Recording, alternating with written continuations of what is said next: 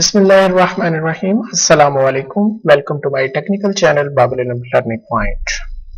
Dear students, I am Muhammad Irfan Shahid and today we are going to start our Excel 2016 series. In this series, we will try to learn about the use of Excel 2016. In this series, we will learn each tutorial with examples. Want to learn much more about Excel? Subscribe Babul Ilm Learning Point and press the bell icon. You will learn Excel in a very easy way. Dear students, if you are an Excel beginner, this is the perfect place to start. Dear students, Microsoft Excel is one of the most used software application of all time. Hundreds of millions of people around the world use Microsoft Excel. You can use Microsoft Excel to enter all sort of data and perform financial, mathematical or statistical calculations. First of all, we will discuss about two important chapters of Microsoft Excel: range, formulas and functions. Dear students, you will worry about the range